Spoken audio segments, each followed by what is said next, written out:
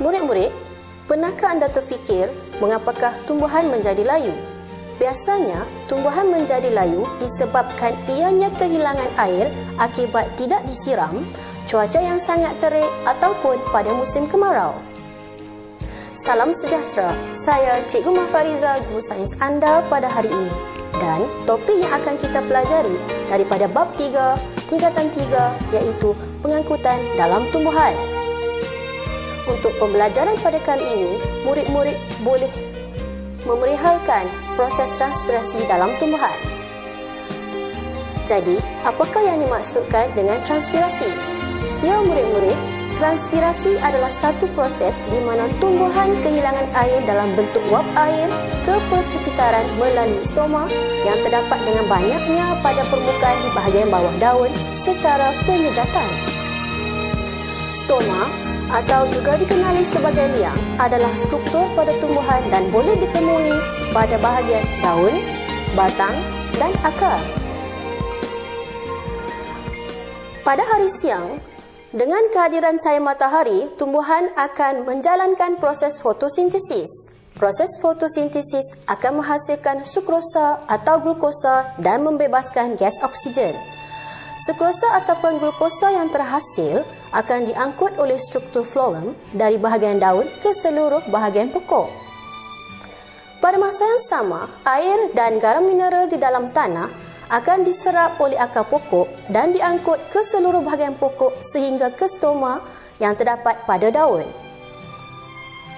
Struktur yang bertanggungjawab ini dikenali sebagai struktur xilem. Semasa tumbuhan giat menjalankan fotosintesis, stoma akan terbuka dan wap air juga akan dibebaskan. Terdapat satu struktur khas iaitu sel pengawal yang mengawal buka dan tutup stoma. Bagi mengelakkan tumbuhan menjadi layu, stoma akan tertutup apabila sel pengawal menjadi segah. Ya murid-murid, cikgu harap kamu semua memahami maksud transpirasi ini. Seterusnya, untuk pengetahuan anda semua, terdapat beberapa faktor yang akan mempengaruhi kadar transpirasi pada tumbuhan. Antara faktor-faktornya ialah 1. Suhu 2. Keamatan cahaya 3. Kelembapan udara 4. Pergerakan udara. Suhu. Pada suhu yang tinggi, seperti 39 darjah Celsius, kadar transpirasi akan meningkat. Oleh kerana suhu persekitaran yang terlalu tinggi, maka tumbuhan akan kehilangan air yang sangat banyak. Keamatan cahaya. Pada keamatan cahaya yang tinggi, sebagai contoh, pada pukul 12 tengah hari, kadar transpirasi akan meningkat. Oleh kerana keamatan cahaya yang terlalu tinggi, maka tumbuhan akan kehilangan air yang sangat banyak. Kelembapan udara. Pada kelembapan udara yang rendah, iaitu pada pukul 12 tengah hari, kadar transpirasi akan meningkat. Oleh kerana keadaan persekitaran yang terlalu kering atau tidak lembap, maka tumbuhan akan kehilangan air yang sangat banyak. Pergerakan udara. Pada hari yang berangin, kadar transpirasi akan meningkat. Oleh kerana pergerakan udara atau udara yang terlalu tinggi, maka tumbuhan akan kehilangan air yang sangat banyak. Murid-murid, seterusnya marilah kita saksikan video penerangan tentang proses transpirasi dalam tumbuhan.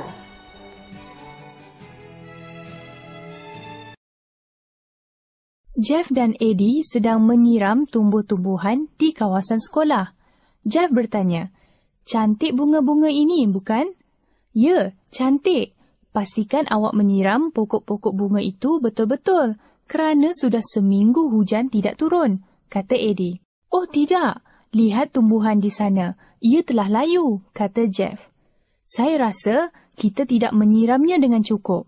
Ia kehilangan terlalu banyak air melalui transpirasi," Eddie menerangkan. "Bagaimanakah transpirasi menyebabkan tumbuhan layu?" tanya Jeff. "Transpirasi adalah penyejatan air dari stoma daun," kata Eddie.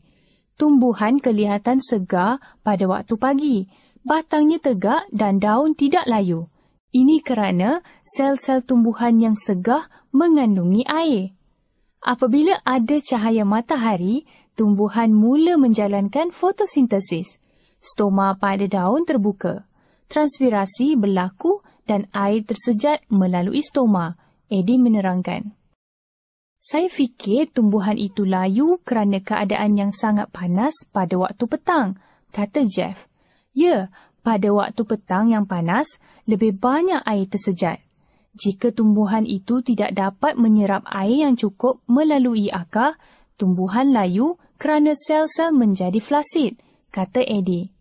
Adakah tumbuhan menjalankan transpirasi pada waktu malam? Tanya Jeff.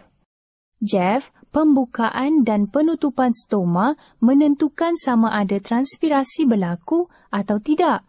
Pada waktu siang, stoma terbuka. Pada waktu malam, apabila fotosintesis tidak berlaku, stoma tertutup, Eddie menerangkan.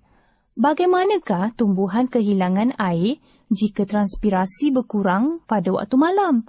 Tanya Jeff. Sesetengah tumbuhan kehilangan air melalui gutasi. Rumput, gandum, tomato dan strawberry mempunyai liang-liang hidatot di tepi daun. Air dirembeskan melalui liang-liang ini pada waktu malam atau apabila kelembapan adalah tinggi, kata Eddie. Setelah menyaksikan video perbualan antara Eddie dan Jeff sebentar tadi, adakah anda semua semakin faham mengenai topik pembelajaran kita pada hari ini? Bagus dan syabas! Murid-murid, apakah yang dimaksudkan dengan gutasi? Gutasi adalah proses yang berlaku ke atas tumbuhan apabila kehilangan air pada waktu malam melalui liang antara daun yang dikenali sebagai liang hidatot. Ia terjadi kerana keadaan malam yang mempunyai kelembapan udara yang sangat tinggi. Baiklah, kita sudah sampai di pertengahan pembelajaran. Sebagai pengukuhan, murid-murid bolehlah mencuba untuk melengkapkan ruangan kosong pada latihan yang dibekalkan ini. Murid-murid boleh membuat rujukan ataupun berbincang sesama rakan untuk mendapatkan jawapan yang betul. Akhir sekali, cikgu berharap murid-murid sudah pun memahami tentang transpirasi dalam tumbuhan. Secara ringkasnya, transpirasi adalah satu proses yang menyebabkan tumbuhan kehilangan air dalam bentuk wap ke persekitaran melalui stoma secara penyejatan. Buka dan tutup stoma dikawal oleh sel pengawal. Oleh yang demikian, kadar tumbuhan kehilangan air dapat dikawal dan dapat mengelakkan tumbuhan menjadi layu. Xilem merupakan struktur yang bertanggungjawab mengangkut air dan garam mineral dari akar ke seluruh bahagian pokok. Phloem merupakan struktur yang bertanggungjawab mengangkut sukrosa dan glukosa dari daun. Selain itu, murid-murid juga boleh membuat rujukan pada pautan yang cikgu sediakan ini. Nanti anda semua boleh mendapat lebih banyak maklumat tambahan. Okey, semoga murid-murid dapat belajar dengan baik pada kali ini. Sampai kita bertemu lagi. Bye.